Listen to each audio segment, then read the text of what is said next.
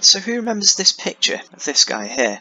So this is a picture of, if you just Google the falling man, it'll give you this. Because we still don't know who he is after more than a decade. Now, the reason why I'm making this video is because I looked at the amount of complaints that this picture received after this was published. This is published on the front page of most newspapers the day after 9/11. Now, a lot of people complained. Some people said that it was unfair on him because there was no consent. It was too personal. It was almost glorifying human tragedy in a way. That there was one guy who said that he didn't want to see that while he was eating his cornflakes in the morning. So it made me think, what is the actual difference between capturing history as it happens and just pure and simple morbid curiosity or disaster porn, or whatever you want to call it, but you get what I mean. So to me, there are three different reasons why you could differentiate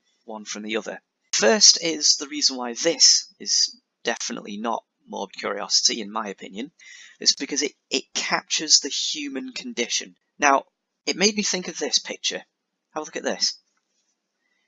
This is a picture of, and I use the cropped version because I want to put this on Facebook and I don't fancy getting zucked. This is a picture of Fantai Kim Phuc, I hope I pronounced that right, or more commonly known as Napalm Girl. Now, the fact this is called, this picture is called Napalm Girl, to me, that has the same type of disassociation we have from seeing her and seeing this guy. There's no name to this picture, there's no name to this. Now, we do know who she is. She's had a really interesting life. I'll leave a link to her Wikipedia in the description box. Give it a read, it's really, really interesting.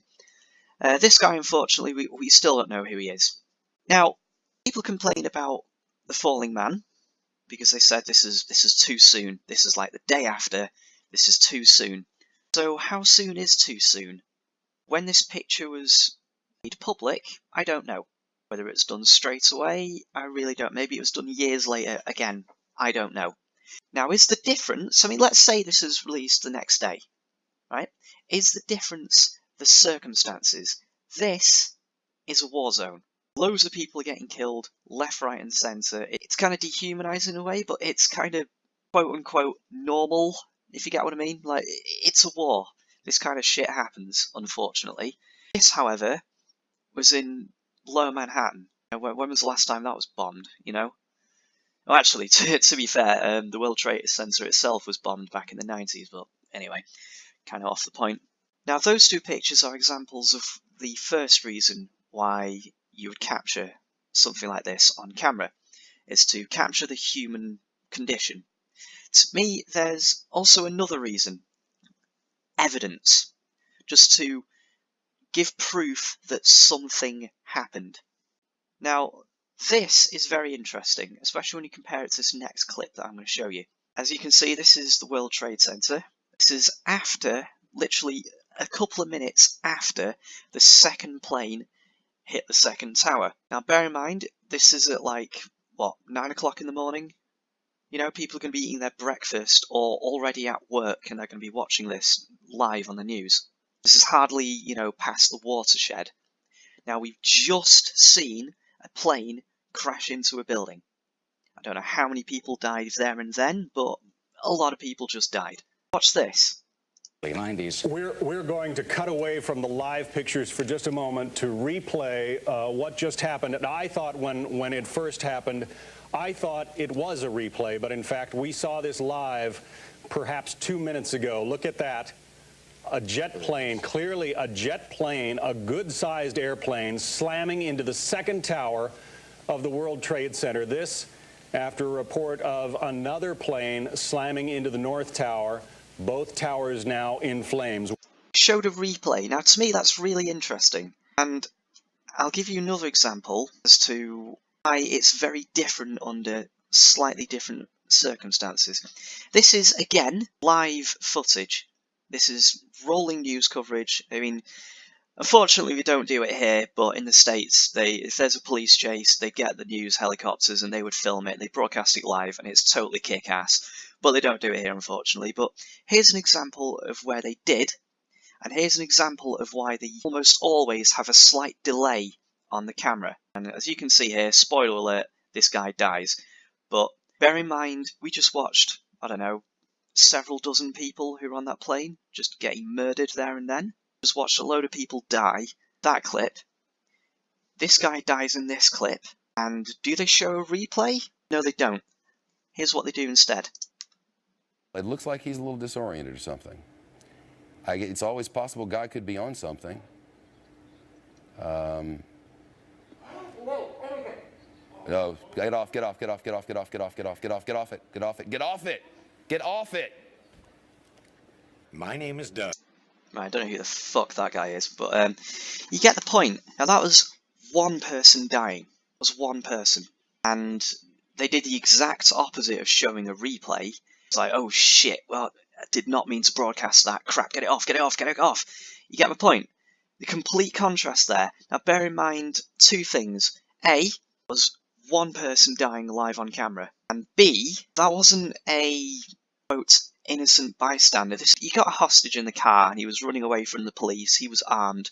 He's a criminal, right? I mean, I didn't really have a lot of sympathy for this guy, you know.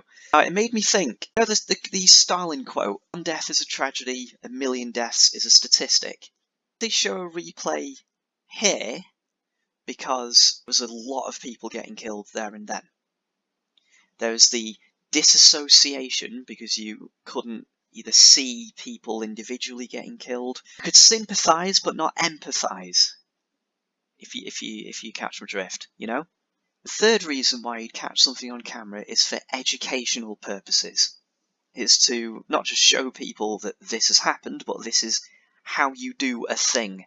Now, this clip is taken from China, and there are a number of really interesting things about this clip. Now, I could have shown you a plethora of police body camera footage of not just people getting shot, but of all kinds of things. It doesn't have to be gruesome things, you know. However, I decided to show you this one instead. Again, it's a policing job, and I wanted to make sure I show a police situation. Now, I've always been fascinated with that kind of crap, just always. Whether it's road wars, cops with cameras, traffic cops, brick cops, frontline crime, yada yada yada, you name it, I've seen it. I've seen them all. It fascinates me for one reason in particular. The point of the police is to be an arm of the state that intervenes with society when society fails. Society just can't get its shit together and it requires help, basically. Now, whether it's someone who didn't insure their car and then they have to be pulled over, the monopoly on violence is used to stop that person from driving because in that instance, that part of society has failed. This person did not insure their vehicle and they're on the road, and everyone else doesn't agree with being allowed to drive uninsured. That requires intervention. Intervention with resources, both physical, human, intellectual or otherwise, and it requires resources being used in a certain way under certain circumstances, and it's all interesting. Now, whether it's an instance like that, or a major terrorist attack and it requires much bigger response, and that's the shit I find really interesting, how they organise that. But anywho, I wanted to show you this clip in particular, because yes, this is a policing job. However, here, the guy shot himself on camera, and it was live, and they didn't intend for that to be on camera. Here, however, it was very intentional. This is pre-recorded. This isn't live TV. This is pre-recorded. Here you've got this dude who's holding this woman hostage, and she's clearly terrified. I mean, anyone would be, I would be, you know. He's got a knife to her throat. This isn't even 7 o'clock in the evening. It's like 20 to 7 in the evening. This is on the, I presume this is the state news channel. Look, it's written in English underneath. I didn't notice that. Now, this happened earlier in the day. The complete contrast. Now, you think they're going to blur this out? I mean, look, spoiler alert, this guy dies, right? Undercover police shoot and kill hostage taker in China, okay? Now, do they censor the guy getting shot and killed? Do they cut the tape just as he's about to get shot? No. Watch this. 便衣趁机冲上前去，连开4枪。打死了。男子当场被击毙。 That's really interesting. Total cultural difference, and I think this is mainly because this is China. It's a sort of faux communist dictatorship. This is one of the ways that they say, step out of line and we will fuck you up. This is 20 to 7, you know, people are going to be eating their dinner and watching this. Back to educational purposes, I thought this was really interesting to watch for a completely different reason. Look how this was handled. If you go back, look who they got to fire the shot. I mean, this was a shoot to kill. I mean, I'm pretty sure she just shot him in the head, and hence why she fired another 3 rounds into him as he was on the floor. Now, shooting to kill doesn't mean shoot fuck out of them and then put a stethoscope on them and see if there's a pulse, and if there's still a pulse, you keep shooting fuck out of them. It means you keep shooting until the movement stops. So even though you might have killed the brain by shooting him through the head, the action might still be there.